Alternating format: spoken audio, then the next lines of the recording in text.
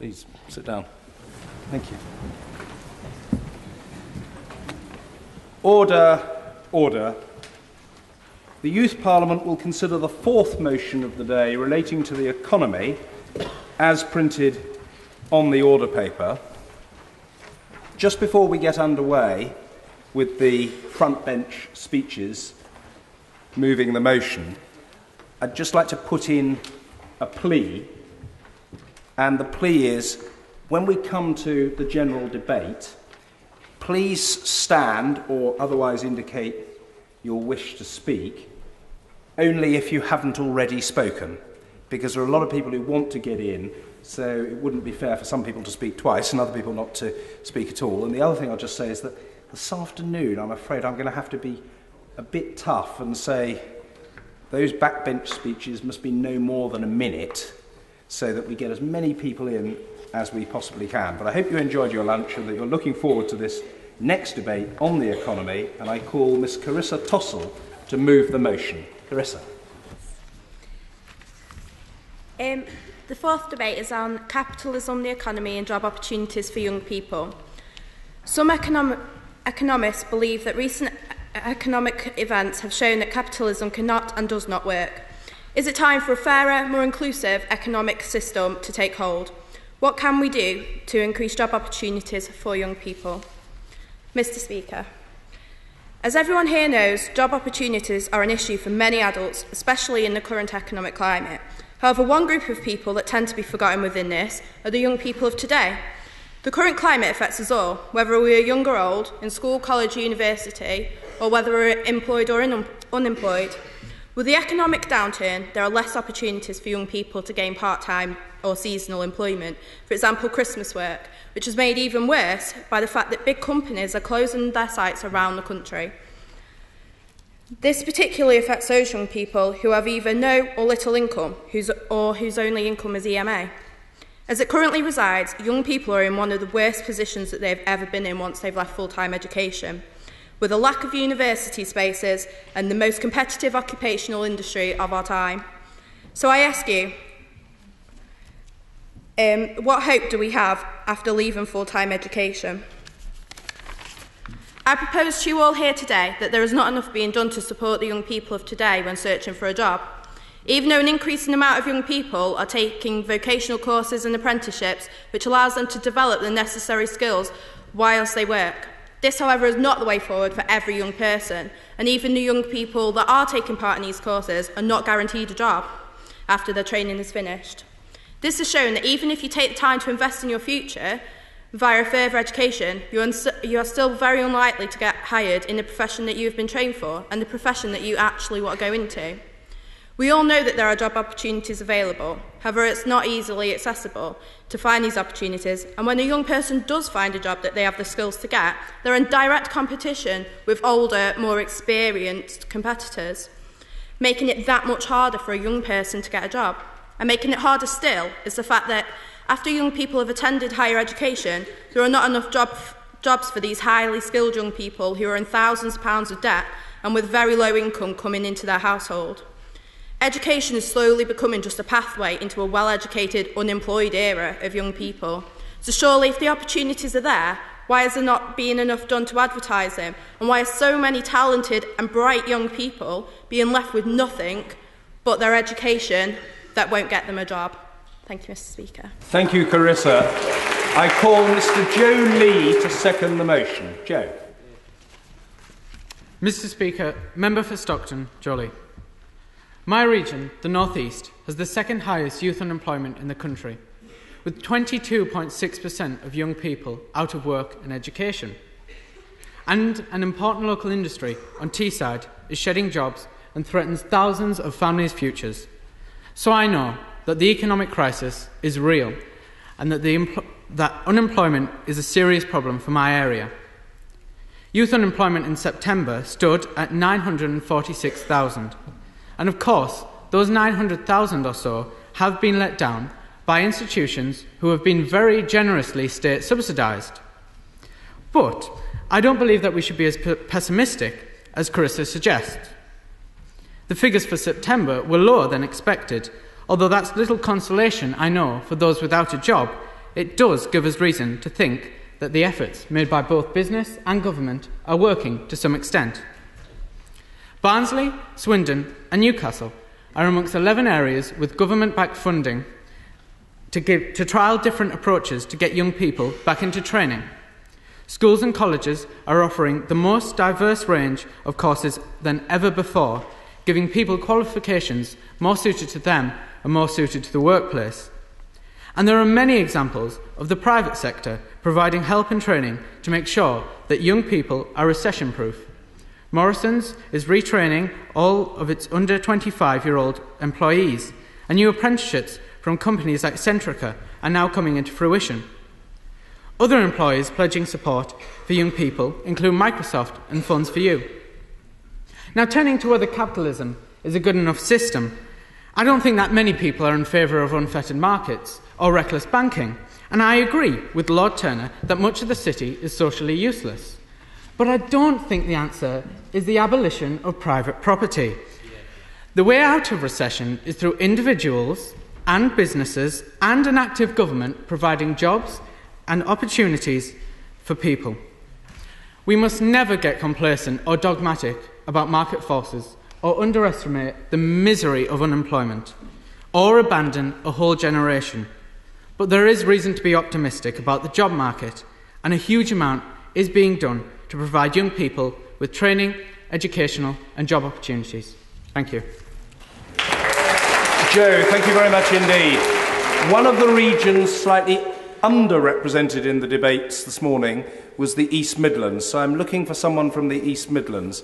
I think this young man is from Northamptonshire. Please. Adam Gravely, Northamptonshire, East Midlands. I live in a very rural area with very few areas to go and find work, and even in our town, finding work is really difficult. To find a part-time job for a young person is really difficult. I was looking in KFC, they had a big sign on the window saying full-time staff only, not students, and they underlined that. I feel that it is going to be difficult to solve this crisis of lack of jobs until the economy does strengthen, and the way that needs to happen is through a mixture of public sector and private sector. But in particular, I'd like to focus on the investment in apprenticeships. Apprenticeships are a really good way forward for young people to train in a place of work. Many young people I have seen have hopes to get apprenticeships and they're not, because they're just not available. And that is really, really affecting them. So I feel something must be done about this. Thank you very much indeed. Friends, we've been joined this afternoon by Andrew McKinley, Labour member for Thurrock, who was here. I think he's had now to go, but thank you, Andrew, for your support. And also by Andrew Pelling, Independent Conservative member for Croydon Central, and by Limbit... Oh, he says there's nothing Conservative about him whatsoever. He's independent now. Full stop. Fair enough. And by Limbit Opic, Liberal Democrat member for Montgomery. And... Give him a round of applause.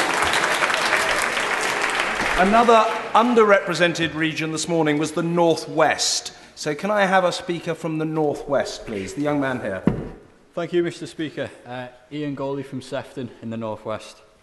Young people have got to be given, or at least have the chance to earn the opportunity of having a job, especially in the economic climate that we are in and people have already referred to.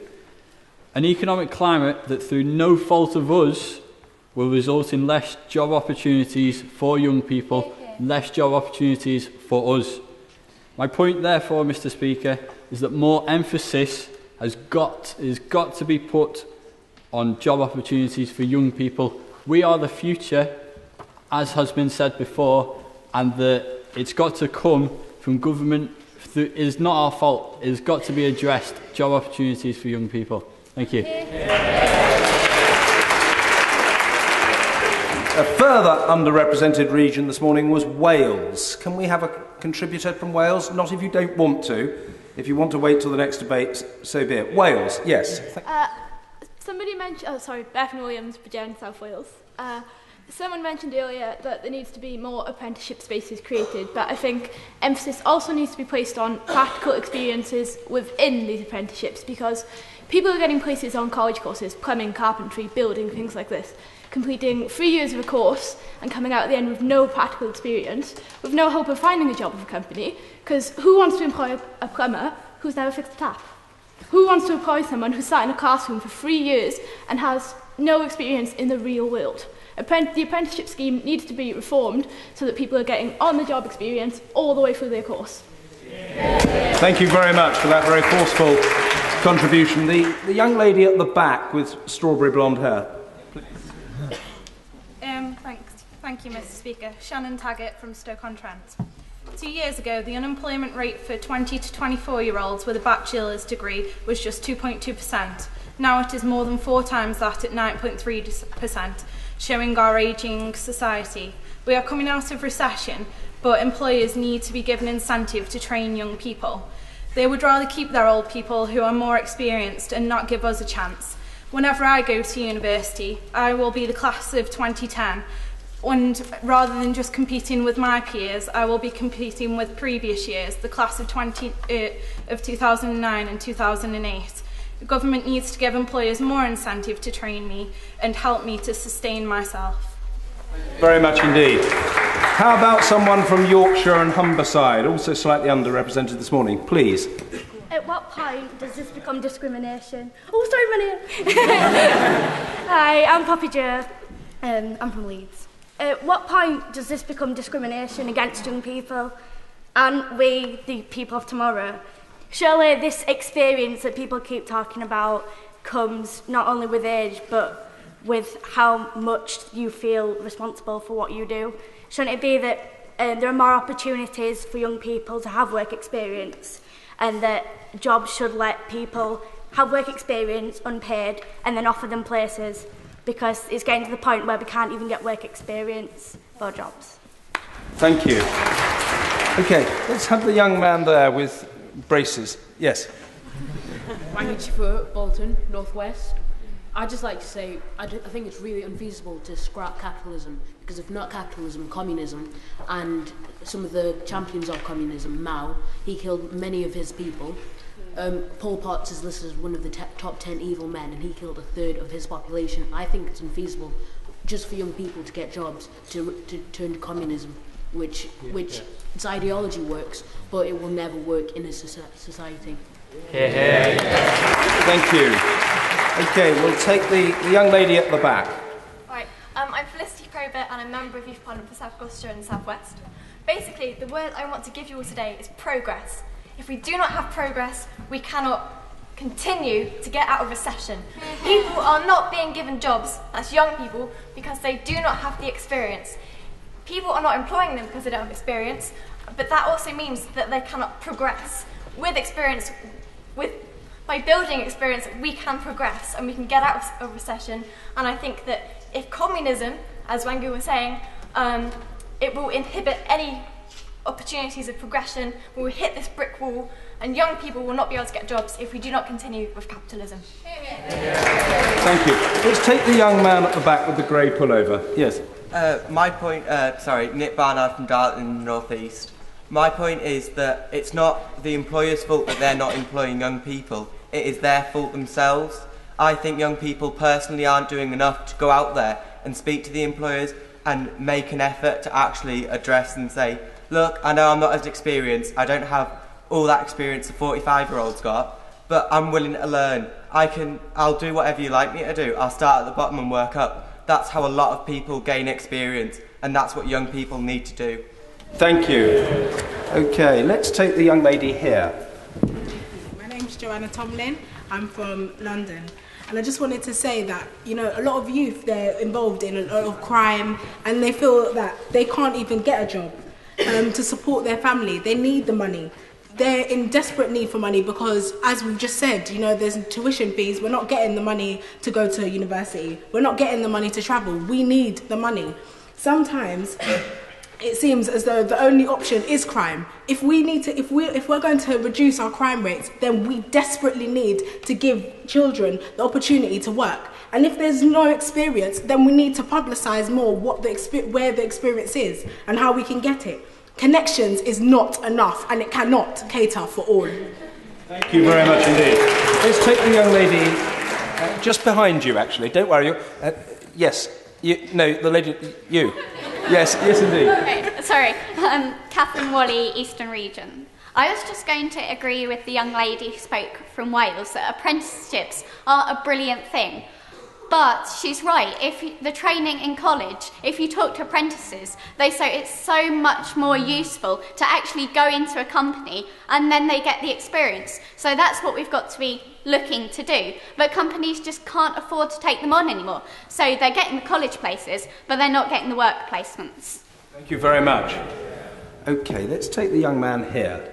Yes. Do come to the dispatch box, please. I'm Ben Smith from the Southwest. And I think we've identified today that by young people having jobs, it can solve transport issues, free university issues, and it will just help young people to be able to pay for the things they actually need. Instead of us coming here and saying, can we have this free? This will do it for us. Yeah. Thank you very much indeed. Young lady here. I'm Leonie Thomas from Portsmouth in the southeast, and I'd just like to say every child who is born today already owes £22,000 because of how the government has dealt with the economy at this present time. I don't feel that necessarily the economic system has failed us, but I definitely feel that the way the government has handled it has failed us. It's left this generation and the next generation to the... Yeah. Very much. Now, I think it's time we had someone from Scotland. Thank you. Young man in the blue shirt. Derek Cooper, Scotland.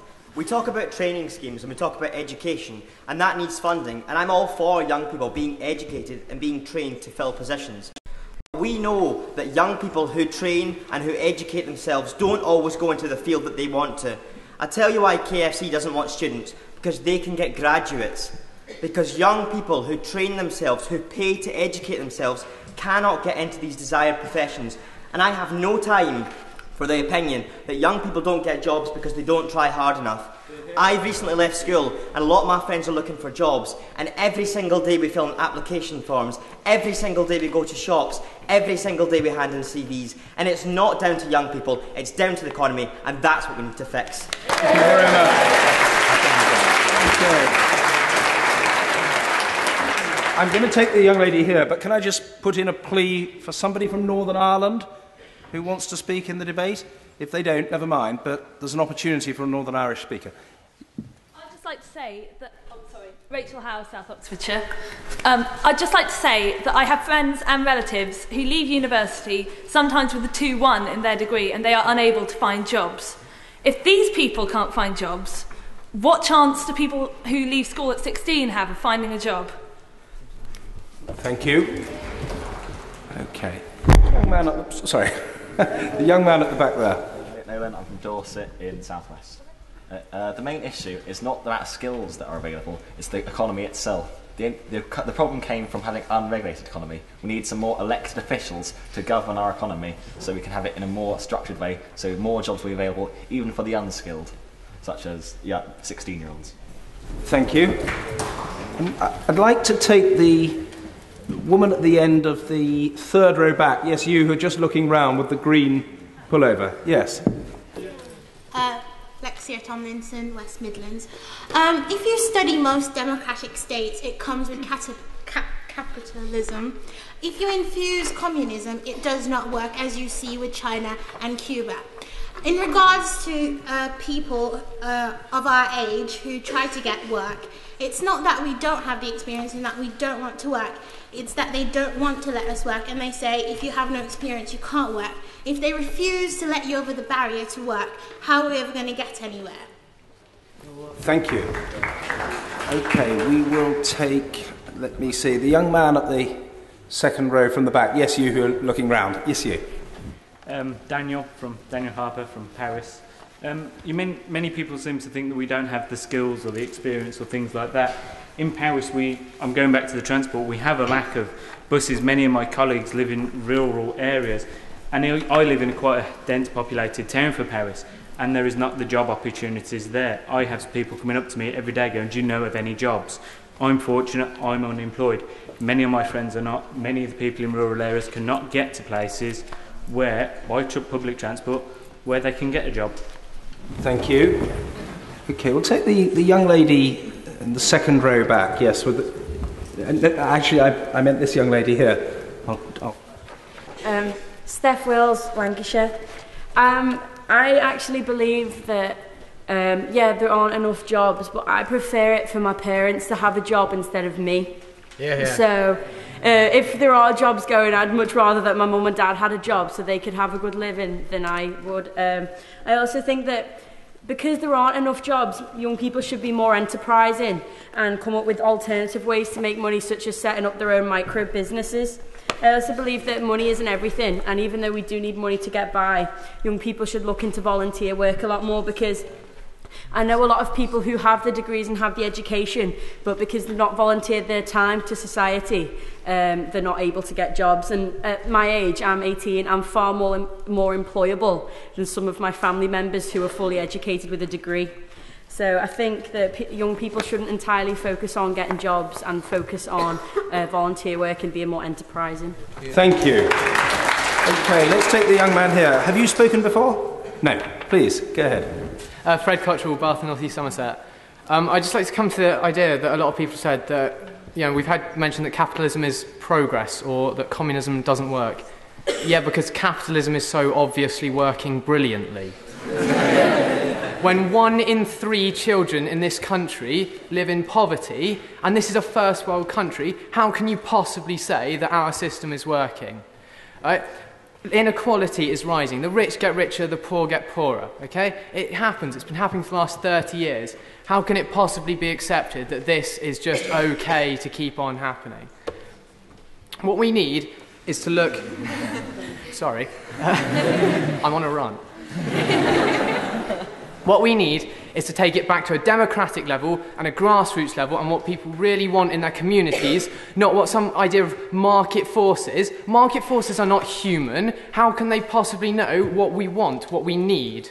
Thank you. Thank you very much for your contribution. We'll take the young lady here. Claire Calder, South East. Manual professions tend to be better paid and male dominated. Girls need to be encouraged to learn manual trades, and traditionally female jobs like being carer should be better paid and open to boys. I think the young man at the end there with the red tie and the black shirt, I think. Yeah. Thank you. Adam Lonsdale from the East Riding of Yorkshire. Mr. Speaker, until recently, I was one of the 946,000 young people that are unemployed. I found a voluntary placement, and I've since applied for a job and been accepted for an interview, which I hadn't done before. I think that voluntary placements are a brilliant experience for young people to gain the experience that they need for an interview. After all, that's what companies are looking for these days. I think the government should put more funding into allowing hundreds of thousands, if they wanted it, voluntary placements around the country, as there will be much more jobs accepted. Young people are the future and they need the experience. Very much indeed. I'd like to call the blonde young lady who thought she was being called a few moments ago. Please. I'm Katie Byrne from Chorley in the northwest.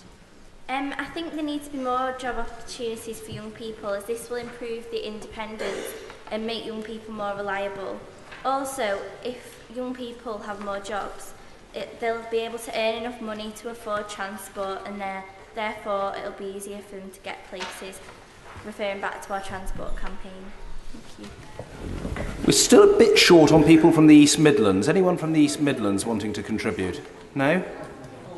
East Midlands? Where? East Midlands. Yes, please. Jason Hill from Derbyshire. Just referring back to people saying that young people need the skills to work and we need to give them opportunities. In Derbyshire, where I come from, it's a mining background, and ever since the mines got closed, well, our area's been buggered near enough, because the only jobs we can do is by getting a bus, which costs £4 to get to the nearest town. That's why we need to get free buses. Universities, we need that opportunity to get there. We've got colleges round us, we've got schools round us. We need the actual opportunity to get to a college, to give young people education, to give them the wide range of jobs that are out there. Now, for me, I'll be going into the armed forces soon. To do that, I had to work my rear end off to get there because of it being a miner's background. Yet again, it's not all down to the community, it's all down to your also parents, because they've got to support you in as many ways as possible. You've all got friends, use those friends to support you as well. Thank you very much for that contribution. I think the word buggered is unparliamentary, but never mind. Thank you very much indeed. I'd like somebody from the North East. North East, thank you. Thank you, Mr. Speaker. Nick Pringle from the North East region. As has been said by many of my colleagues, capitalism clearly is not working. The bankers have proved this. You cannot trust a capitalist with money. Oh, rubbish. As also, As also picked up by many of my colleagues, the apprenticeships introduced by the government are extremely successful in training people. However, I have a very good friend of mine who's recently completed his apprenticeship and found himself unemployed and unemployable. Whilst the apprenticeships are fantastic in training people, the government must ensure that businesses are prepared to take on apprenticeships. I understand that at the moment the economy is not prepared to do so.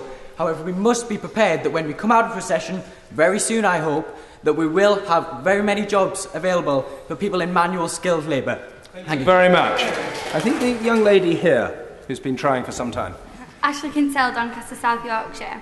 My father is in manual labour, and when people are doing apprenticeships and learning these skills to be in these jobs, the amount of people losing their jobs in recession has been vast, and there's men who are losing their jobs who have families to support. So when they're bringing in students who the employers feel don't have as much responsibility to earn the money as these men do, these men are going to be bringing back their jobs because it's a lot more important for them. They have a house and mortgage to pay and children to look after. So these men are always going to be facing the jobs. As much as I'd like young people to be able to get these jobs, these other people are going to have to come first. Thank you. I'm afraid we are going to have to move to the wind-up speech now. And I call Miss Tessa Tyler-Dodd to conclude the debate. Tessa.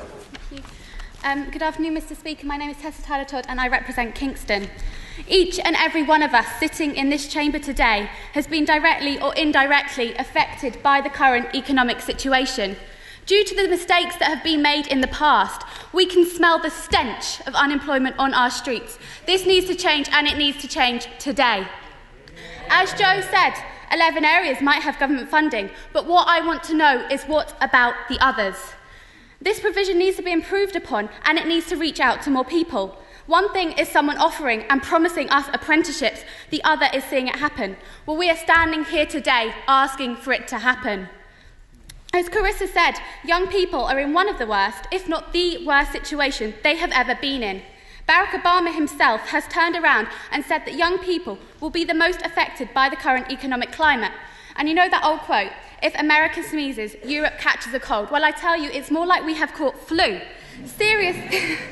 Seriously though, everyone is affected by this and will go on being affected by this for a very long time. In the future, we'll have high taxes, not for better healthcare or better schooling or better policing, not for anything that will benefit us. Oh no, nothing like that. We will be paying for the mistakes of the past. We will basically be paying for the bonuses of the bankers who got us in this situation in the first place. This is why we need to vote for this debate, because trust me, we need all the help that we can get. This leads me on to the subject of apprenticeships and voluntary work and training. Please tell me how a young person is supposed to fund themselves living alone in perhaps London for a couple of weeks to a month whilst taking part in one of these things. Please enlighten me as to how they'll be able to fund themselves with no income and perhaps their parents can't support them. How are they supposed to get by? And this is a question a lot of young people are asking themselves. Are we creating a new form of elitism? Yes, don't worry, we'll create work experience, we'll create apprenticeships, we'll create voluntary opportunities, but you can only go if you can afford to. As a member of Youth Parliament, this appalls me, and as should it do you too. Today we are asking the government to change this, provide some sort of support for people in that position, as there's no point having things like that in place if they're not accessible to the people who need them. In these hard times, we need to stand united as one, and together we can make a difference. You see, we're not just sitting here today as ourselves. We're sitting here as representatives of the young people in our constituencies, as representatives of the young people in our regions, and as representatives of the thousands of young people across the UK. When voting later, we need to ask ourselves what would benefit the people we represent most. In my opinion, there is only one answer to that question, and this is voting for this debate. So please vote for us later and make a change today for the young people of tomorrow.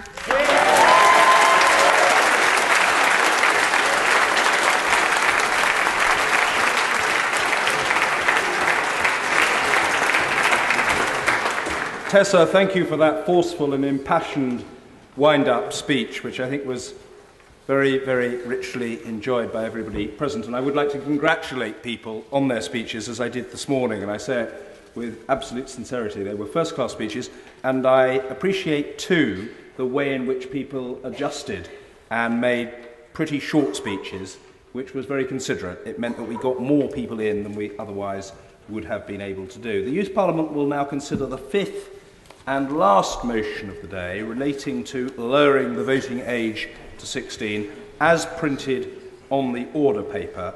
I call Mr. James Evans to move the motion. James. Thank you, Mr. Speaker. Are young people engaged with the world around them? Do young people want a say in the decisions that affect their everyday lives? Are we not sitting in the House of Commons today discussing, debating and voting on these very issues? Our opponents question whether we're informed enough to take the vote at 16. Are we mature enough to vote at 16? Well, we're mature enough to leave home, to go out to work, to pay our taxes. At 16, we can marry our MP, we can sleep with our MP, and we can have children with our MP.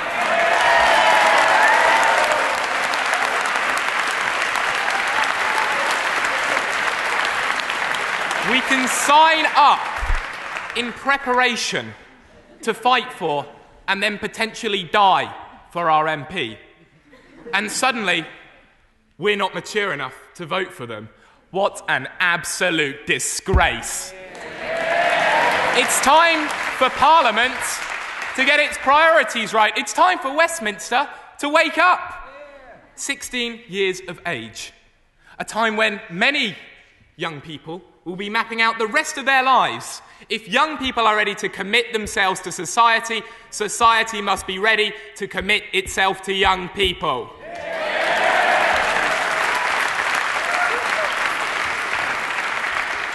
For every overblown story on youth crime or yobbish behaviour, there's a fantastic performance by a youth drama group, a team of young volunteers at a hospital, or even just young people across the country helping that all-important institution we call family. There is a time to give these young people a say, a time to give young people everywhere a voice, a time to give young people the vote, and that time is now.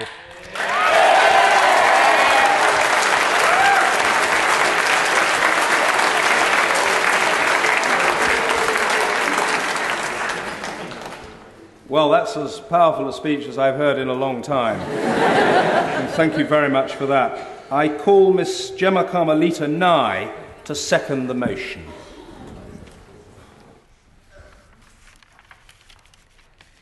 Did James not make a good speech?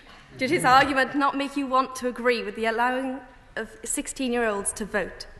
In fact, did you not come into here today with a preconceived idea that it was just unfair that 16-year-olds get the vote? I urge you to listen carefully to what I have to say. Think and say no or be led astray. The right for the vote was previously fought for, but now it is being handed to us without real consideration. Think about why politicians want to give us the vote. Because we're mature and attentive, yet antisocial, or simply to indoctrinate us and gain our much-needed vote. Giving the vote to 16-year-olds is pointless. We need education to go with it. A huge percentage of the population who have the right to vote don't. Ask yourself why this is. Surely it's because they don't understand the system or enough about what they are voting for. Those who do have had no compulsory education in democracy or politics. If we as young people are to understand democracy, we must have education. The government controls the curriculum, they determine our learning, and some subjects are compulsory. Well, let's make politics and democracy compulsory. For just 6 lessons at the end of year 11, just before we are 16. I use the analogy to sport. Every child gets to play with a ball in school, football or netball. Not everyone likes it. Some sit and watch. Others play for established teams or support them. But the point is, they have been introduced to the ball. However, a note to all politicians. Do not be hypocritical of us. We are able to make our own decisions and have our own opinions, which is why we are here today. You shouldn't start disguising your manifesto to attract the younger of the voting population. We deserve to be treated equally, and if we have received the right education, then we will be able to deter the jargon from reality. Let's make democracy and politics the ball. I would hasten to add, not party politics. If young people like the ball, they will find out for themselves which team they want to support. The key to all of this is education. Without which the vote at 16 is pointless. If it's given, we will fail to utilise it properly and are in danger of being led astray. I hope you will rethink that preconceived idea you entered with today and decide what is not just best for you, but for all the young people. We deserve better.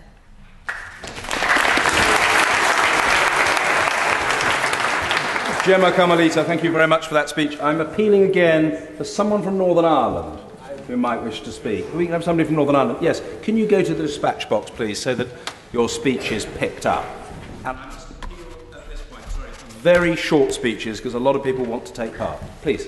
I'm Johnny Lannis, and I'm from Northern Ireland. I think that if the voting age was reduced to 16, that at 16 you're more ignorant and you're more susceptible to being led astray and indoctrinated by extremist parties, and if the age was reduced there'd be a rise in BNP and other parties like that. Thank you very much. Okay, can we now have someone from London? We'll have some young man at the back. Thank you. Lowering the voting age is a major issue and a big concern to young people, as they not only feel they can be politically involved, however, in fact, they feel frustrated at the lack of political representation, which appears to change anything for them. I would question lowering the voting age simply because I feel the main issue is not based around the voter, but however, who is voted for. Who is it that makes the decisions for the voter, or who is voted for? Therefore, I think that is not only vital, however, it's necessary that young people should not only be allowed to say who votes for them, however, young people give themselves a reasonable chance for the voter by politicians telling the young people who represent them that they want to represent their views and not just go into politics for their own gain. Thank you very much indeed. Okay, shall we take the young man at the back with the... Yes, that's it. That's right, your good self. Scott Prince, North West. Can I just say to everybody in the room now, you've all been given the fantastic opportunity, as I have, of joining UKYP. The voting age goes down to 16, as you very well know. We can't all stand in the election, in the government election, and be a member of UK Youth Parliament. How many people in this room today wouldn't have been given the opportunity to be such a part of something as fantastic as we're all in now if we'd have been voting at 16? Thank you very much indeed. I want to take the young lady in the second row back. You look at... You, indeed. Yes. Thank you. Holly Mediana, Virginia Youth Council. Everyone in this room is politically involved, and therefore I'd like to think that before you voted on something, you'd learn about it first. So just take a moment to think about all those people that drop out of school. Those are the ones that complain about it. But they don't yet know enough to vote at 16. But yes, we should have that vote, but let's inform all those people who don't know about it before they make a vote on something that's so important to us and should be so important to everyone else. At least then, in 2 years' time, more people will be voting, because that's why people don't vote now. They don't know what they're voting for and why. And in the end, we'll become a more intelligent country as we are now. Thank you very much. There's a young man at the back, I think, who wanted to contribute. Please, we look forward to your speech. Is voting at 16 pointless or not? Because some 16-year-olds know about politics, some don't, and I know about politics. Thank you. You do. Okay. Now, who are we going to have? The young man in the sort of third or fourth row back with the... You're looking round, sir, with a sort of red check shirt. Yes, your good self. Hi, my name's Joe Feeney. I'm representative for York. My region, actually, the BNP won seats in the European elections, which we can all agree is disgraceful. But what are the reasons for this? And the reasons can only be political education. People who can vote, none of us here, well, very few of us here, actually got to vote in the European elections. And we've all been educated briefly in politics at least. A year ago, I started my A-levels, wanted to take history. Fortunately, there weren't enough room in the courses, and I did politics instead. A year later, I'm in the House of Commons. I learned so much about politics, I think, with a correct political education, and that doesn't mean an hour PSHE, citizenship, general studies which we fall asleep in, or throw paper at the person in front of us. I mean a proper political education for everyone, and that way parties such like the BNP will not get into power. Thank you very much. Can I call the young lady at the back with strawberry blonde or ginger hair, please? Emma Louise from Essex in East England. Young people today aren't actually that interested in politics at 16. We are a minority, and I do not think that a significant number of people at 16 are interested enough in politics. Voter apathy is of the highest amount in young people aged 18 to 25, and lowering the voting age to 16 I don't think will make much difference because people still won't use it. Thank you very much. Okay, let's have the young man in the second row from the back with the grey suit, light grey suit. Yes, you're good, sir. Thank you. Keenan Alexander from Scotland. This topic is a national campaign for the Scottish Youth Parliament, and through that I attended an event where we spoke to members of the public about their opinion on lowering the voting age to 16. We had all sorts of responses like, they're not mature enough. Who are these people to say that we're not mature enough? We may well be the minority, and that we are politically active, we're interested in politics. But surely that doesn't mean that we shouldn't have the ability and the right to say what we want. Yeah. Very much indeed. Okay, let's take the young lady in the third row back with your good self. Yes. I'm Charlotte Pillar. I'm from Oldham in the North West, and I believe that the voting age should be lowered to 16 because, as I said before, you can join the army, you can get married, and you pay tax when you're 16, and most of which are classed as adult things to do. But if young people can fight for our country and have to pay tax, why shouldn't they have a say in which way the taxes are spent? I believe at 16 we should be able to vote at 16, and if we have to pay tax, then we should have the ability to vote, or the national age of adulthood should be raised to 18, and then we shouldn't have to pay taxes until we're 18, until we vote. Thank you very much indeed. The young man here at the dispatch box, please.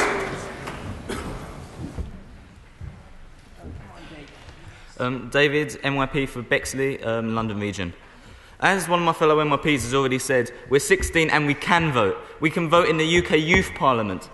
You can vote in the UK Youth Parliament until you're 18, and then from 18 you can then vote in the main Parliament.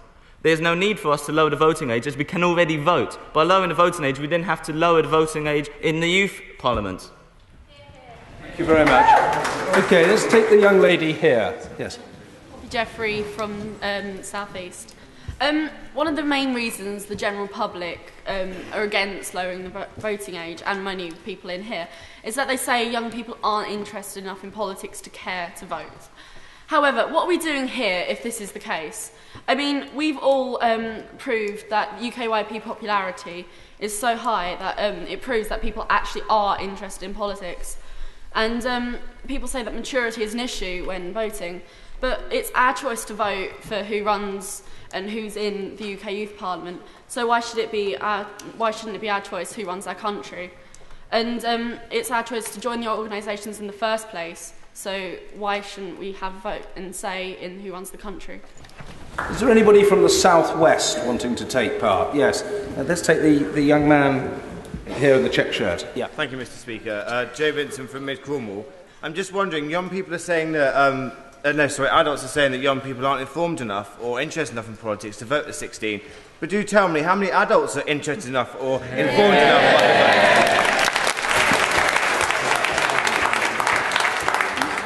That speech had the huge advantage of brevity. Thank you. The young lady in the penultimate row. Yes, your good self. Hi, my name is India Burnett from Hertfordshire. I'd like to just say that I believe the more pressing issue is young people's desperate desire and need for political education in schools, as some of my fellow MPs have already mentioned. I feel this must be introduced before we begin to tackle the issue of lowering the voting age.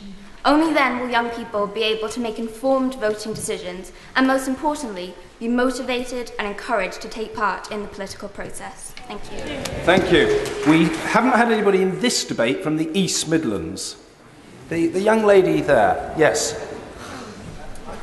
I meant the... Yes, your good self. Don't worry. I'll try to get you in. Please. Thank you. Bex Bailey representing Nottinghamshire in the East Midlands. MPs represent young people as much as they do adults, and government actions affect young people as much as they do adults. I think young people do care about politics, and we've shown that today. And often those young people who say that they don't care about it are interested in issues such as global warming, poverty, taxes, things like that. So I think that we should lower the voting age to 16 and combine that with political education in schools so that young people are informed and can make a vote. Thank you. Can we have someone from the West Midlands? Yes. One person who's been trying for ages is the young lady with blonde hair right at the back with the white top. So. Chantal Bertzel. I'm not from the West Midlands. No. Apparently not from the West Midlands. Go in a moment. Somebody from the West Midlands and the young man here. Yeah. Alright, I'm Ollie Phillips, I'm from Staffordshire, and we're not mature enough. Well, in the words of my late grandfather, some MPs aren't mature enough to represent. I mean, look at us sitting here in the chamber. Have we jeered each other? Have we, thrown things at each other? Have we drawn things on notes and passed each other and laughed at people? No, we haven't. We have represented the young people that are here to do, which MPs fail to do, apparently. Look at us now. We are all together in one aim, aren't we? We all want the best for young people. That's just obvious. That's why we're here. That's why we stood, because we're passionate about young people. MPs only want what they want. They're there to do the best themselves. Disgusting. Thank you very much. Let's take the young lady who thought she was being called, please. My name's Emily Thorpe. I'm from Derbyshire, East Midlands.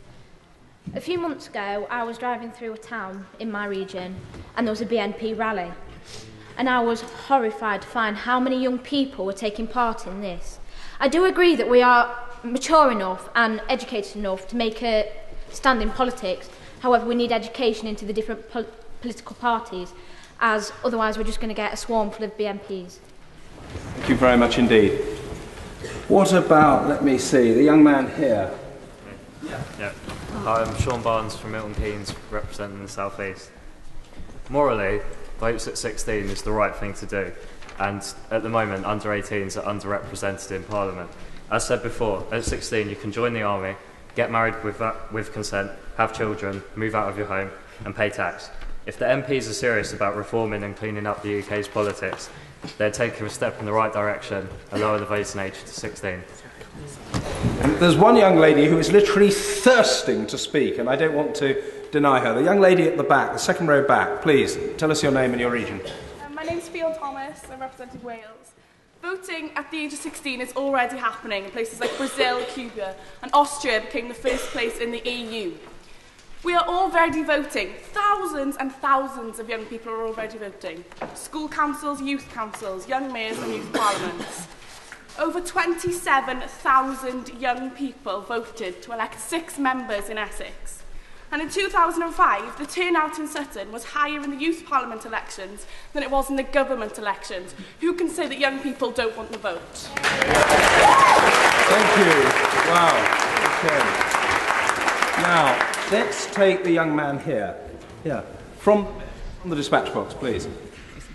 I'm James Troop. I'm from the South East, and I think that we live in a time where people have become very cynical and disillusioned with politics, and as a result, voter turnout is very low. So wouldn't it be a great thing if we opened up the voting age to a new group of people and hopefully move some real change in our nation? Thank you. Okay, let's take the young man, the second row from the back and the second from the end. Man with the blue cardigan. Yes, you, sir. On the idea of having a piece of paper to prove that you can actually vote, democracy is founded upon equality across the patch. It shouldn't be down to whether you know what the Liberal Democrats stand for or the Labour Party stands for. Regardless of your intelligence, you'll be able to vote. A point I'd like to put across is, about 200 miles away in the Channel Islands, 16-year-olds are given the vote. In the Isle of Man, 16-year-olds are given the vote. These islands off the British Isles are allowing 16-year-olds to vote, so surely we should be following these examples. Yeah. Now the young lady right at the back in the far corner, who wasn't from the West Midlands but does want to speak. Please. I'm Chantal Bertelsel from the North West. There's a lot to say on voting at 16, because you can vote at... I've completely forgot my argument now. Sorry. Right, that's all right. Thank you very much. Young man here with the red shirt, please, from the dispatch box. Daniel Johnston from Merton, London. Perhaps a good phrase to follow will be one that has been used countless amounts of times in revolutions, civil wars, and that is no taxation without representation. If we can be taxed, then in principle we ought to be allowed to vote as well, and that's all that matters, the principle. Yeah. Thank you. And I hope that the people standing are people who haven't spoken before. Okay, young man here. Ben Ballamure from the South East. What I want to say is, I agree with everyone voting at 16, but I believe, as other people have said, you need to be able to know who you're voting for. In the end, if you are going to go and vote for people, I have friends of mine who had no interest in politics until they saw the BNP on Question Time last week. It was controversial issues that bring up an interest in politics. And people say that they have no interest, they have to be able to know they want to vote. But in order to vote, they need to know who they're voting for properly.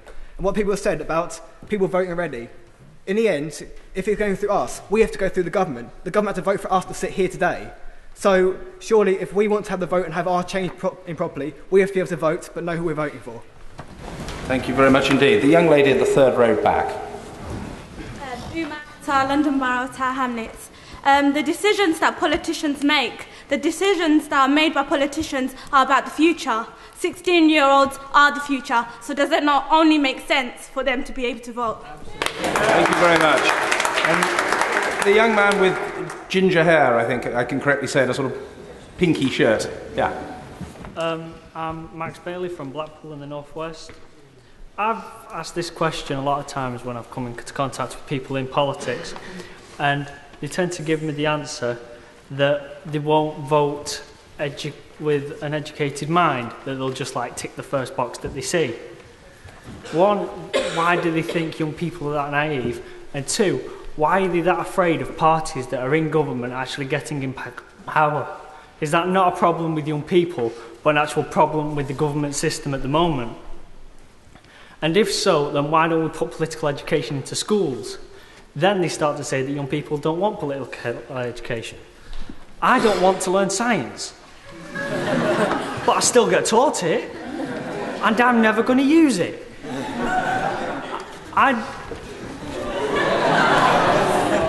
Thank you. Thank you very much indeed. Okay, we'll take the young man here with the white T-shirt. Yeah, please. Hello, I'm Ahmed from Torbay, South West.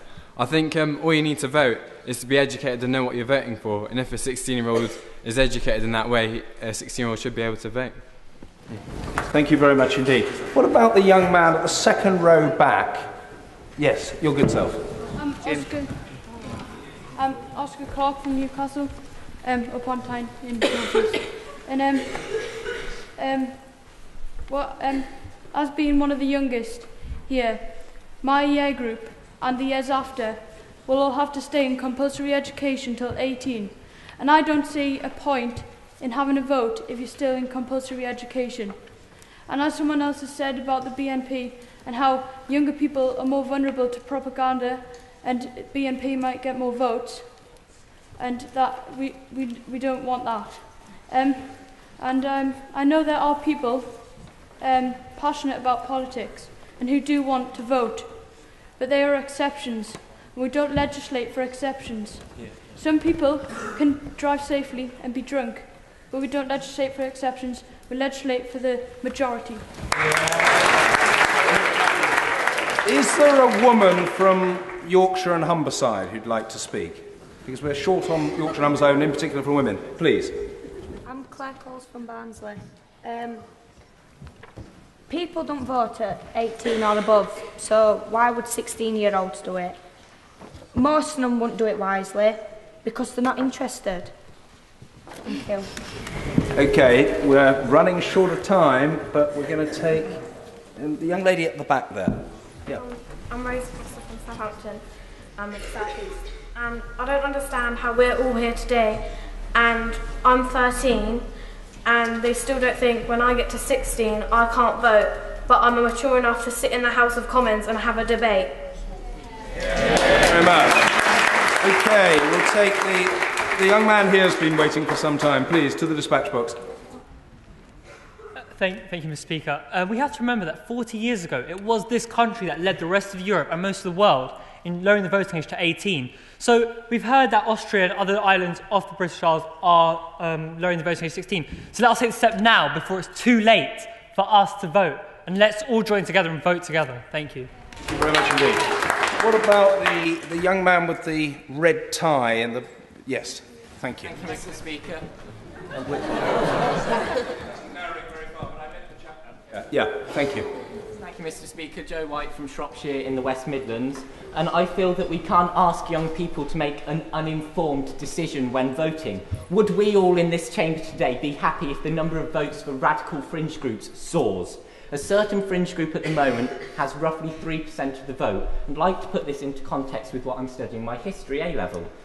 The NSDAP, or the Nazi Party, had 3% of the vote in 1929. And by using people's fears, the Great Depression, the economic crisis, and by putting their views to the impressionable, they rose to 37% in just 4 years. To be a true democracy, we must educate our young people on politics and allow them to make their own informed decision. So thus, we must have education in politics to allow them to do this. And I urge everybody to support the Value the Vote political education campaign, for that is the first step in getting votes at 16. I now call Mr. Joe Bennett to conclude the debate. Joe Bennett. Thank you, Mr. Speaker. Order.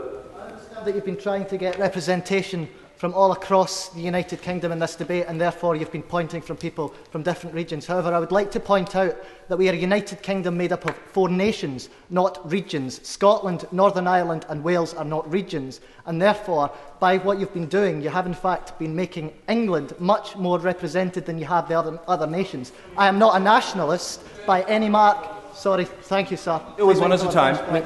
I'm not a nationalist by any mark, but I find it quite sickening that I find it quite sickening that as 4 separate nations we are being grouped as regions, and instead what we should have been doing is looking at the people who had spoken, had stood up the most. I feel like I've been on some sort of roller coaster over the last couple of debates because I've been up and down every single time you've asked for someone. And I feel that instead of looking for representation from other regions, what we should have been doing is looking for representation. Thank you. I've got the point, and I'm extremely grateful to you, and I will respond. I hope colleagues will understand. I hope colleagues will understand if I take one more point of order, and then we really must proceed with the wind-ups. Point of order, please. That point of order, Mr. Speaker. The member who has just spoken, Scotland had a speaker in, as I understand, in every debate, as has every region. If, Mr. Speaker, you hadn't been following the procedure of allowing every region to speak, then people would be complaining. Please let me speak. It's my turn this time. Sorry, Mr. Speaker.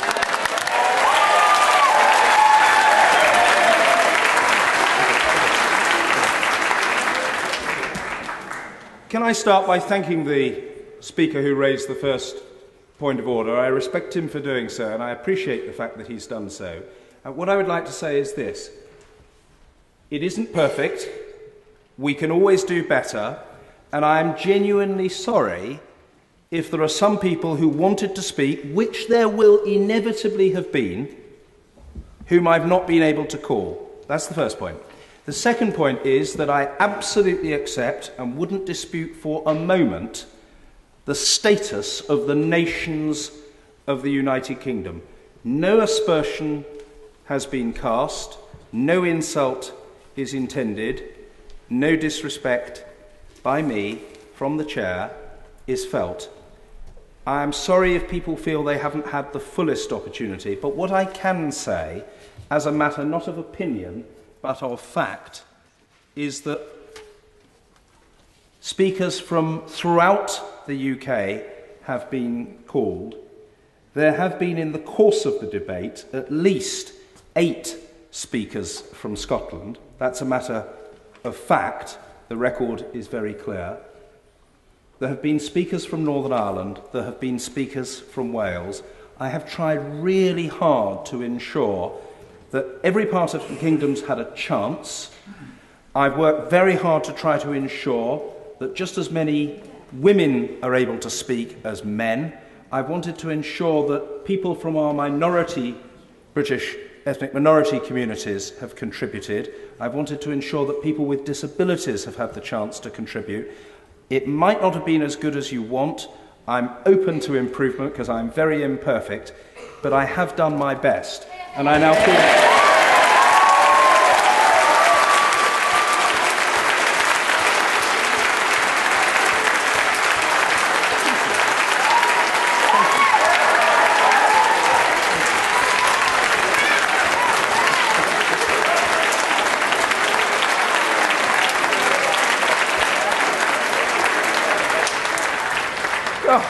I like you more minute by minute.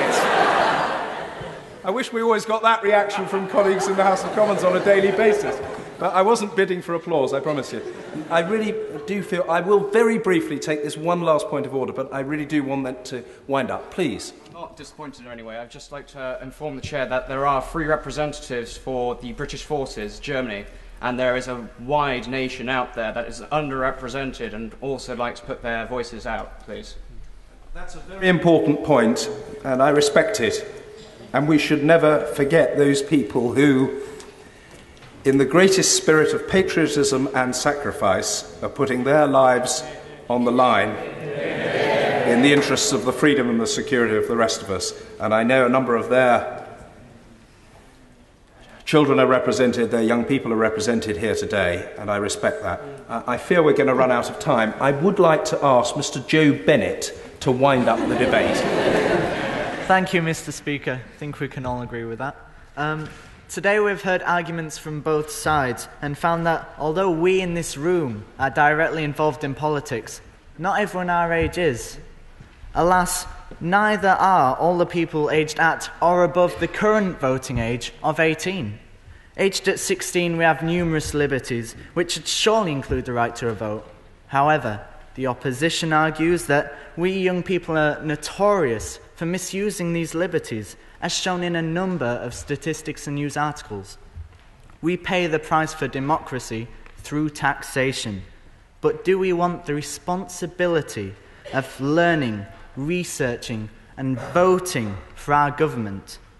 To make what we define as a good decision, we need information and education, perhaps. More importantly, we need the right to a decision. This matter is controversial because it questions the rights of young people aged at 16 and the role of young people, the people in this room today and out of it, as to our role in democracy. Democracy is the backbone of our country, is the soul of our nation and the heart of this very organisation. And it is because of this that I urge you that we take this matter forward and act for constitutional reform on the subject. It is my personal belief, along with that of the political theologist Simon Locke, that if you pay the price for democracy, you deserve the benefits. Not all of you might agree. However, I think all of us in this room today can value the opportunity we've been given, the right to have our voice in this room today, and that all of us can appreciate democracy. And it is for democracy that I put this campaign forward. Thank you.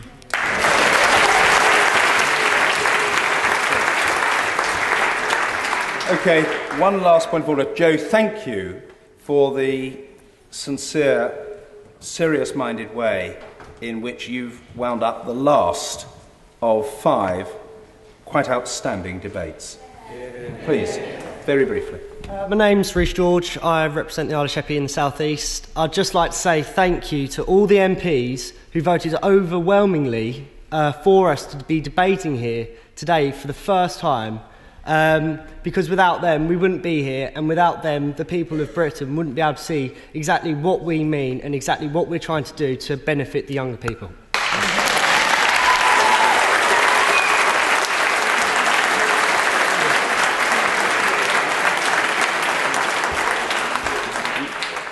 Please. Last. Just last. As it is in Westminster, again, the Scotland and Welsh and Irish, Northern Irish people, they have their own youth parliament. England doesn't. We have only got the United Kingdom Youth Parliament. We need a voice as well as Scotland, as Wales and Northern Ireland. Thank you very much indeed. As you probably know, the Speaker of the House of Commons has to remain impartial as between members of one party and another, and indeed as between members of political parties, who are by far the majority in the House of Commons, and those who sit as independents. It's also the case that the Speaker doesn't knowingly become embroiled in controversy on political issues. And I would not now vote in divisions of the House of Commons, and I wouldn't express opinions about what I now think about issues of contention. But what I can tell you, further to the point of order that was raised, was that when that division took place in March of this year on whether the Youth Parliament should be allowed to debate here, I voted for your right to debate here because I felt very strongly that it was the right and proper thing to happen. And I think we feel vindicated today.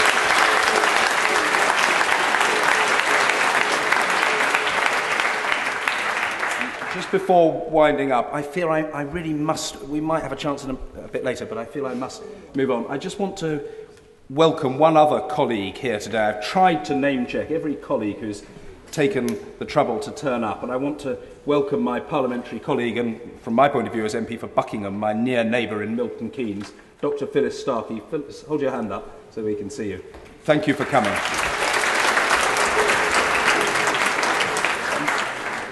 Members of the Youth Parliament, I'm advised that the total number of MYPs who've spoken is at least 109.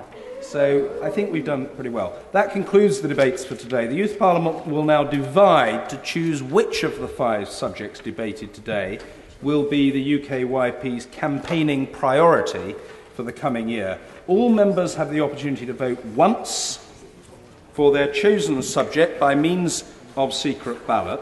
Those of you on my right should leave the chamber by the door behind me and turn left into the eye lobby behind you. So I think you go out there and go left that way.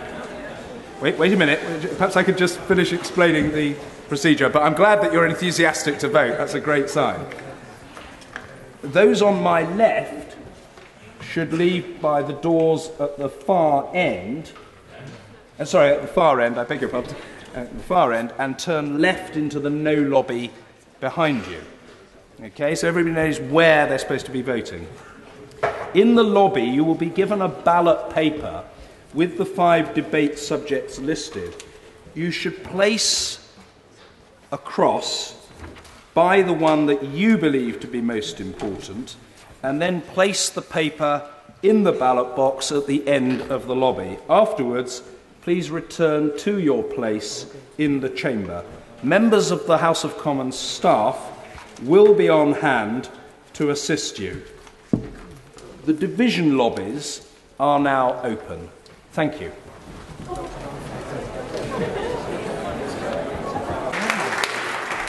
Colleagues, you'll be pleased to know that we have got the result, and the votes cast were as follows. University education being free, 56 votes.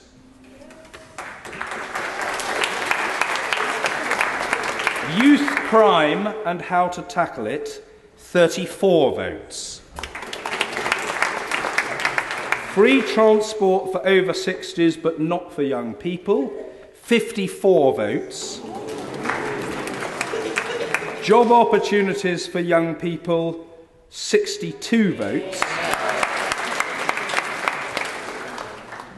Lowering the voting age to 16, 107.